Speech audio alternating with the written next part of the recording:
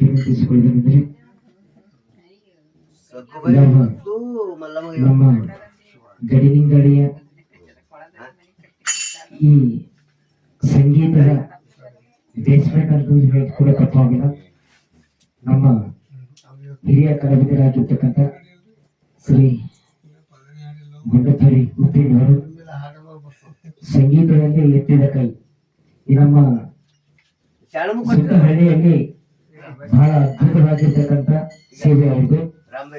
ಅವರು ಎರಡೂ ಕೈಯಿಂದ ಭೇಟಿ ಮಾಡಿಸ್ತಿದ್ರು, ಎರಡೂ ಕೈಯಿಂದ ಭೇಟಿ ಮಾಡಿಸ್ತಿದ್ರು. ಬಾತಾಂಗಳ ಸಪ್ರೇಟ್ ಒಬ್ಬರು ಬೇಕಾಗಿತ್ತು. ಎಂಥದ್ದಲ್ಲಿ ಅಂತ ಕಲಾವಿದರು ಮನೆಯಲ್ಲಿ ನಾವು ಇವತ್ತು ಸಂಗೀತ ಕಾರ್ಯಕ್ರಮ ಮಾಡ್ತಿದ್ದೇವೆ ಅಂತಂದ್ರೆ ಒಂದು ದೊಡ್ಡ ಸೌಭಾಗ್ಯ. ಗುಡ್ಡಪೇರಿ ಅವರ ಸಂಗೀತ ಅಷ್ಟೇ ಅಲ್ಲ, ಒಂದು ಸಾಹಿತ್ಯ ಆಗಲಿ, ಒಂದು ಕೋಲಾಟ ಆಗಲಿ ಅವ್ರಿಗೆ ಎತ್ತಿದ ಕೈ.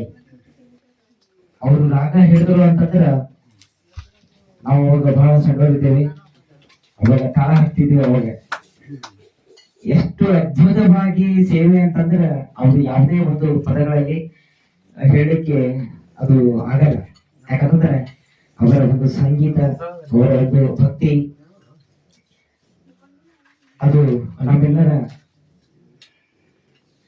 ಮಾರ್ಗದರ್ಶನ. ನಾವು ಅವರ ಮಾರ್ಗದರ್ಶನದಲ್ಲಿ ನಾವು ಇವತ್ತು ನಾವು ನಡೀತಾ ಇದ್ದೇವೆ ಅಂತಂದ್ರೆ ಸಂಗೀತ ಇನ್ನೂ ನಮ್ಮ ಗಡಿನಿಂಗಡಿ ಗ್ರಾಮದಲ್ಲಿ ಅಳಲಿಲ್ಲ.